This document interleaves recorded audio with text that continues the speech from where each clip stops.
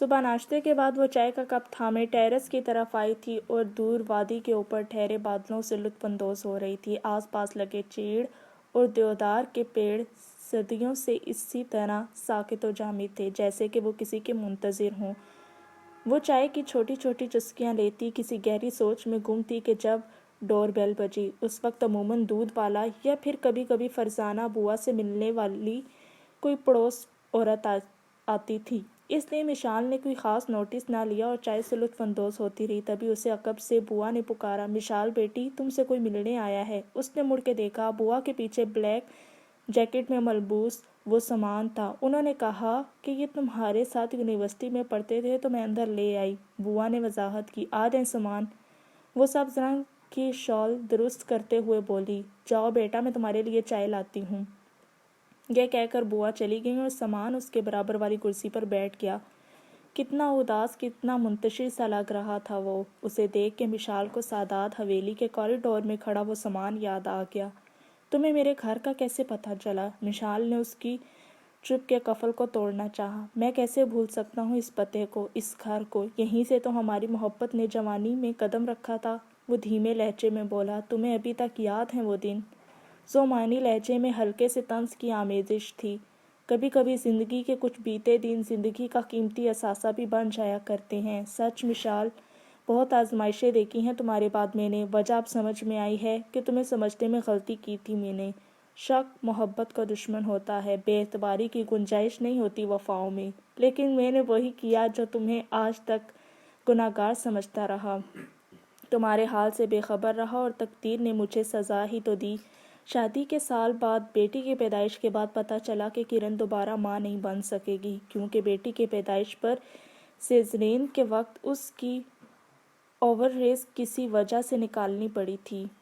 ابھی اس غم کو وہ بھلا ہی پائی تھی کہ اس کی کڈنی فیل ہونے کا پتہ چلا۔ اور یقین کرو مشال، تبھی سے وہ تمہیں یاد کر کر کے روتی ہے اور اپنے گناہ کا اعتراف کرتی ہے، تمہاری صداقتوں کی گواہی دیتی ہے۔ وہ جی تو رہی ہے، لیکن پل پر اس کا ضمیر اسے موت دے رہا ہے، اسے احساس جرم میں مبتلا کیے ہوئے ہے۔ ایک بے بس انسان کا اعتراف مشال کے سب دکھوں کا مداوا بن چکا تھا۔ اس کے اندر 4 برس تک پننے اور بل کھانے والا غم قطرہ قطرہ پگھل رہا تھا۔ وہ خاموشی سے اس شخص کو بنا کسی تاثر کے دیکھ رہی تھی جس کی بے وفائی اور عشق کے بوجھ تلے وہ سانسیں لیتی آئی تھی، اتنی لمبی مسافت کاٹتی آئی تھی۔ وہ بنا رکے کے بولے جا رہا تھا، اس کے آگے اپنے جرم کا اعتراف کرتا جا رہا تھا۔ وہ مشال کو ہرا کے بھی جیت نہ پایا تھا، اور کرن، جس نے ایک معصوم محبت کے کھنڈر پر اپنی جیت کا علم بلند کیا تھا، قدرت نے اتنی جلدی اس سے بدلہ لیا تھا، اتنی جلدی اسے اپنے گناہ کا احساس دلا دیا تھا۔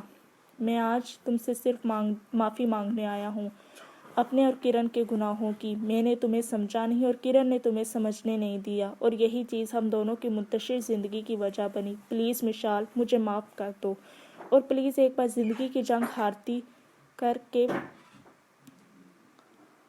اس سے ملنے چلو۔ یقیناً تم سے مل کر وہ اپنا آدھا احساس جرم زائل کر دے گی۔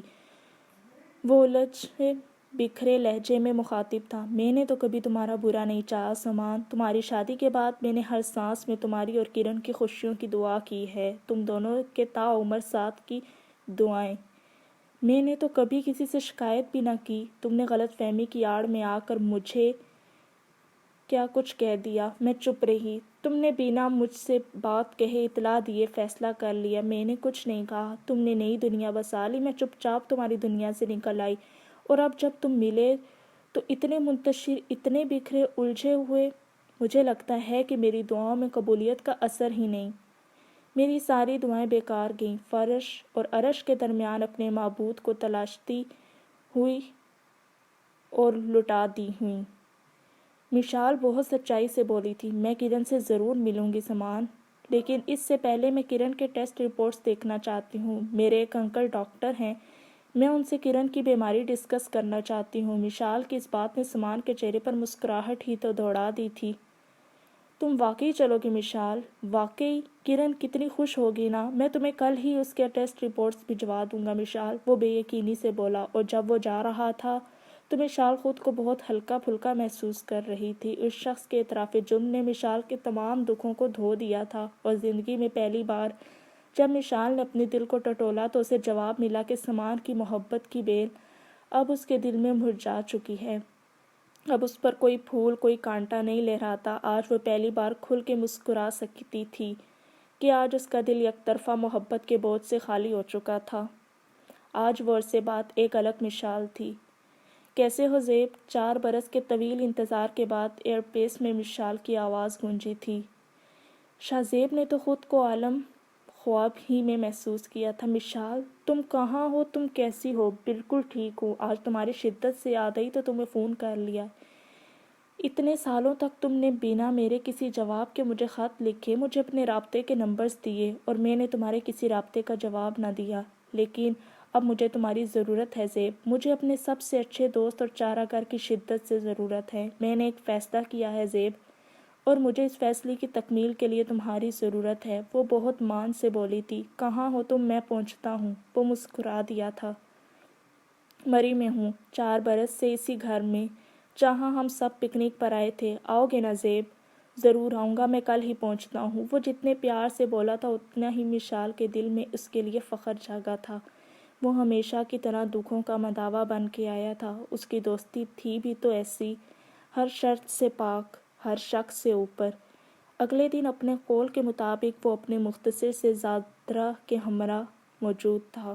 اتنے سالوں بعد اس نے اسے سامنے دیکھا تھا۔ پہلے سے زیادہ دبلا اور لمبا لگتا تھا، چہرے پر سختی مسکراہٹ، اور اس مسکراہٹ کی اپنائیت بھی پہلے جیسی تھی۔ اور مشال، وہ شاہ کو بارش میں دھلے اس پودے کی طرح لگی جو دھلنے سے قبل مرجھانے والا ہو، لیکن بوندوں نے اس کے انگ انگ میں ایک رمق دوڑا دی ہو۔ مجھے یقین تھا کہ تم ضرور آؤ گے، کیونکہ تم ہی تو وہ ہو جس نے میرا ہر درد، ہر دکھ میں ساتھ دیا ہے۔ اور جب میں تنہائی کی چادر اوڑھ کے دنیا سے چھپ کے بھی بیٹھی تو میں نے اپنی تحریروں کے ذریعے مجھے ڈھونڈا اور میرا سراغ لگانے کی صحیح کی۔ مشال کی آنکھوں میں چھپی خوشی شاہ کو سرشار کر رہی تھی۔ تم بلاؤ اور میں نہ آؤں؟ ایسا ہو سکتا ہے؟ دوستی کا تو وہیں سے پتہ چلتا ہے جسے دوست کو کوئی ضرورت آ پڑے۔ اس نے اپنا بیگ بیڈ پر گرا دیا اور ایزی ہو کے بیٹھ گیا۔ کھانے وغیرہ سے فارغ ہونے کے بعد اس نے خود ہی بات کی شروعات کی۔ اب بتاؤ، ایسا کیا فیصلہ کیا ہے تم نے جو تمہیں میری ضرورت پڑی؟ سامان سے ملی تھی میں، اس نے بات شروع کی۔ شاہ کے دل میں ایک چناکا ہوا۔ فارسٹ ڈپارٹمنٹ میں آفیسر ہے، یہاں پوسٹنگ کے سلسلے میں آیا ہے۔ اس نے بتایا کہ کرن کی کڈنی فیل ہو گئی ہے اور کسی کی کڈنی ابھی تک میچ نہیں ہوئی ہے۔ میں نے کرن کی رپورٹس لے کے اپنے ٹیسٹ کرائے ہیں، اور جانتے ہو زیب، حیرت انگیز طور پر میری کڈنی اس سے میچ ہو گئی ہے۔ وہ ٹھہر ٹھہر کر بولی۔ تو کیا مطلب ہے تمہارا؟ وہ چونکا ہی تو تھا۔ میں نے فیصلہ کیا ہے زیب کہ میں اپنی کڈنی کرن کو دے کر اس کی زندگی بچاؤں گی۔ دماغ خراب ہو گیا تمہارا مشال، پاگل ہو گئی ہو تم۔ اپنی کڈنی دے دو گی کرن کو؟ اس کرن کو جس نے تمہاری محبت تم سے چھینی، تمہیں تمہاری تعلیم، تمہاری زندگی سے محروم کیا، دوستی کی آڑ میں دشمنی کی؟ شاہ چلایا۔ اس نے جو بھی کیا اس کی سزا وہ بھگت چکی ہے زیب، اور پھر معاف تو اللہ تعالیٰ کی ذات بھی کر دیتی ہے زیب۔ ہم تو صرف انسان ہیں، ہم کم ظرف ہوں گے تو اللہ کس مخلوق پر فخر کرے گا؟ وہ شاہ زیب کو دھیمے انداز میں سمجھانے لگی۔ لیکن مشال، زیب، مجھے یقین ہے کہ تم میرا ساتھ دو گے، مجھے کمزور نہیں پڑنے دو گے۔ اس کے کہنے پر زیب جب چپ ہی تو ہو گیا تھا۔ اور پھر اس کے اس فیصلے سے اختلاف سبھی نے کیا تھا، پاپا، فرزانہ، بوا، لیکن اس کی ایک ہی رٹ تھی کہ میں ایک گردے پر بھی زندہ رہ سکتی ہوں، اور اگر اس کا ایک گردہ کسی مرتی ہوئی زندگی کو بچا سکتا ہے تو اس پہ غلط کی کیا ہے؟ اور زندگی میں اس کی، جسے اس نے کبھی دوست کہا تھا، تلخیاں اپنی جگہ، فاصلے اپنی جگہ، لیکن دوستی تو پھر دوستی ہوتی ہے نا۔ سب مل کے بھی اس عزم کے پہاڑ کو ریزہ ریزہ نہ کر پائے تھے، سب مل کے بھی اس پگلی لڑکی کے دل کو سمجھا نہ پائے تھے، اور آخر کار سبھی کو اس کی ضد کے آگے ہار ماننی پڑی تھی۔ اور پھر جب وہ زمان کو اس چیز کے متعلق بتایا گیا تو وہ عجیب پشیمان سی آنکھوں سے مشال کو دیکھے گیا اور سوچے گیا کہ یہ لڑکی کیا ہے، اتنا درد سہنے کے باوجود بھی اتنی نرم۔ اگر انسان ہوتی تو کہیں سے تو ٹوٹتی، کہیں سے تو ضرب کھاتی۔ یہ تو کوئی دیوی کا روپ ہے۔ قربانی کا کوئی مقدس مجسمہ، وہ تو اس کا احسان مند بھی نہیں ہو سکتا تھا کہ احسان تو مادی چیزوں پر کیا اور اتارا جاتا ہے، لیکن زندگیوں کا احسان جان تک دے دینے کی رضامندی کا تحفہ، اور وہ بھی اس کو جس نے زندگی کا اثاثہ چھینا ہو، جس نے دل سے محبتوں کو نوچ کر درد ہی درد دیے ہوں، جس نے خواہشوں کے سبھی پرندوں کو غلط فہمی کی گولیوں سے فنا کر دیا ہو، اور جس نے زندگی کے پاؤں میں نوکیلی میخیں ٹھونک ہوں۔ وہ شاہ زیب کے ہمراہ حیدرآباد پہنچ چکی تھی۔ وہیں سامان کرن کو ہمراہ لے کر پہنچا جہاں پر کڈنی ٹرانسپلانٹ ہونا تھا۔ مشال نے سامان کو قسم دے کر منع کر رکھا تھا کہ وہ کرن کو بھی اس متعلق کچھ نہ بتائے کہ اسے کڈنی دینے والی مشال ہی ہے۔ وہ سادات حویلی کے احاطے میں ایک بار پھر قدم رکھ چکی تھی، جو کبھی سوچا بھی نہ تھا۔ سادات حویلی کے سنگدل ہزاروں نے ایک بار پھر اس کے لیے اپنے در کھول دیے تھے۔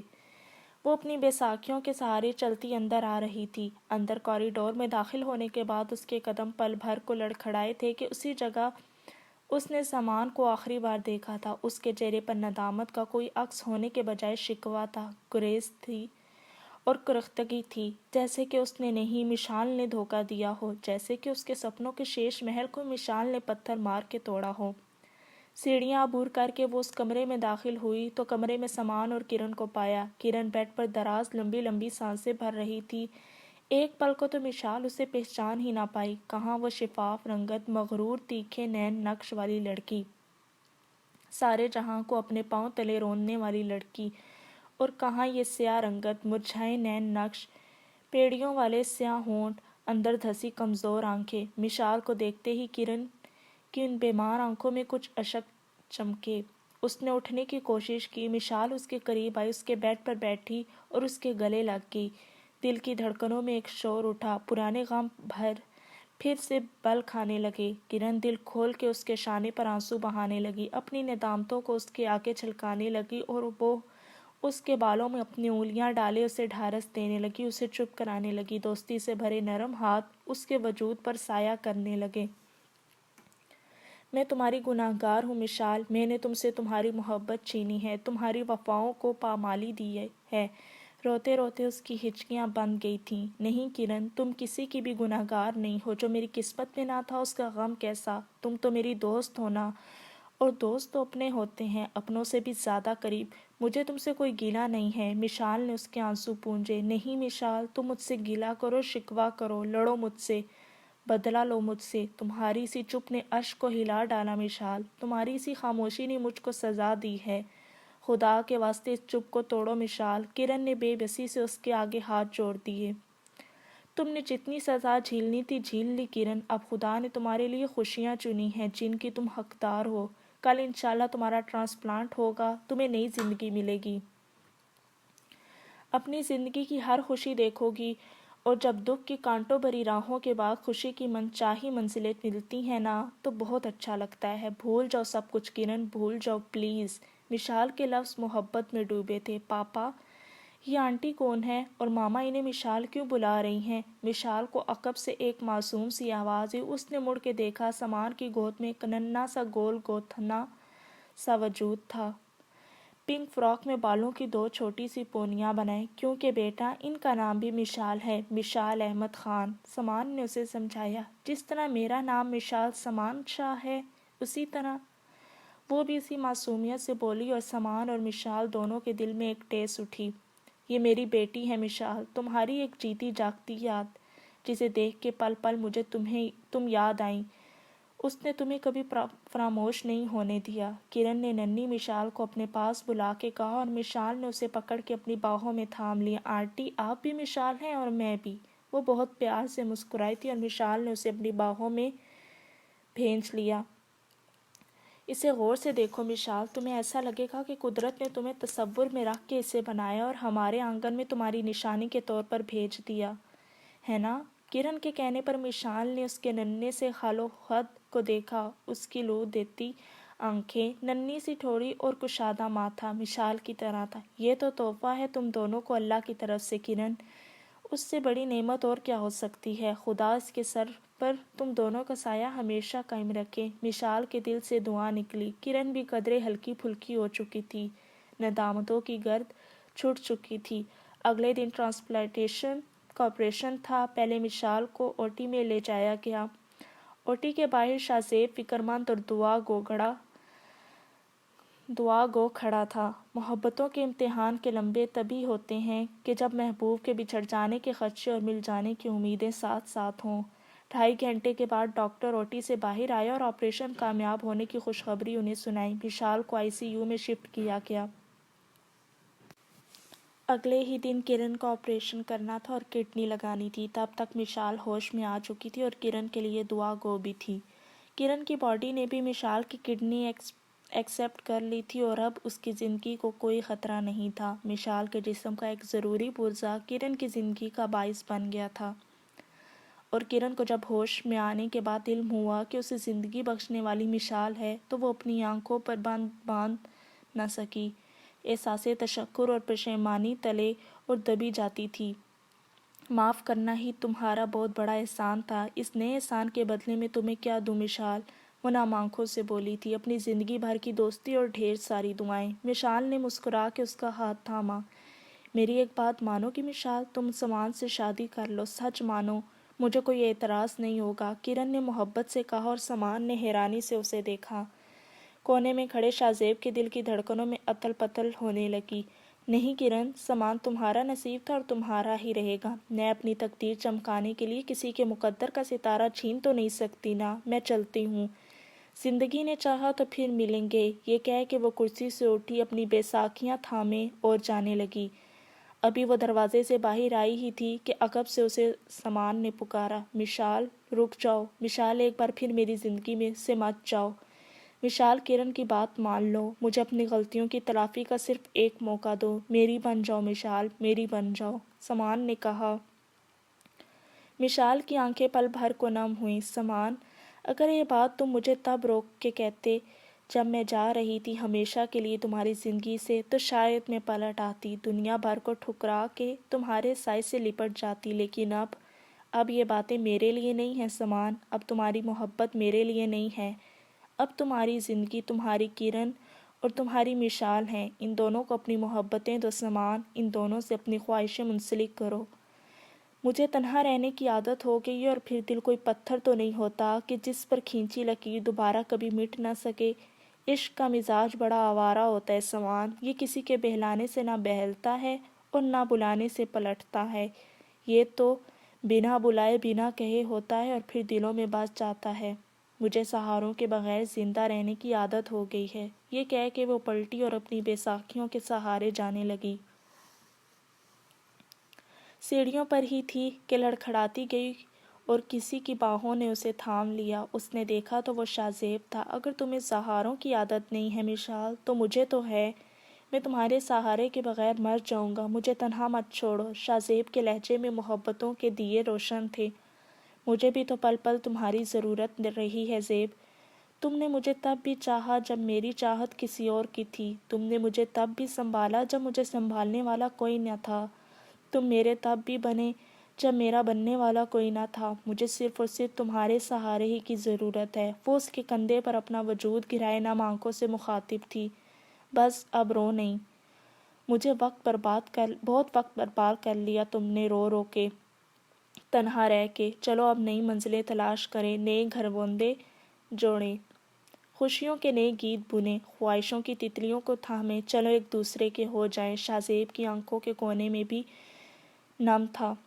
میں تمہاری ہوں زیب، میں صرف تمہاری ہوں۔ مجھے یقین ہے مشال، مجھے اعتبار ہے تم پر۔ اور پھر اعتبار ہی کی تو کمی تھی مشال کی زندگی میں۔ محبتوں کو بھی تو صرف اعتبار کی بیساکھیوں کی ضرورت ہوتی ہے جن کے سہارے وہ تاعمر چل سکیں۔ اب تمہیں ان بیساکھیوں کی کوئی ضرورت نہیں، میں ہر قدم تمہارا سہارا بنوں گا مشال، چلو۔ وہ اس کے دونوں ہاتھوں سے بیساکھیاں لے کر اسے اپنے ہاتھوں میں تھامے اس کے ہم قدم چلنے لگا۔ ہسپتال کے کوریڈور میں کھڑا سمان شاہ آوارہ مزاج عشق کی اس عجیب تکمیل کو دیکھتا رہا اور نم آنکھوں سے شاہ زیب اور مشال کے تاعمر ساتھ کی دعا کرنے لگا۔ عشق آوارہ مزاج، وہ مسافر تو گیا، نہ کوئی اس کی مہک ہے کہ جو دے اس کا پتہ، نہ کوئی نقش کف پا، نہ کوئی اس کا نشاں، کوئی تلخی بھی تاجام نہ چھوڑی اس نے۔ ایک دکھتا ہوا دل، چوٹ تھی جس پہ لگی، چوٹ ویسی تو نہیں، درد باقی تو نہیں، لاکھ مانے نہ مگر کچھ پشیمان سا دل، یوں بدل جانے پر آپ حیران سا دل، اس کو کیا اپنا پتہ، یہ ہے انسان کا دل، کوئی پتھر تو نہیں جس پہ مٹتی نہیں پڑ جائے جو ایک بار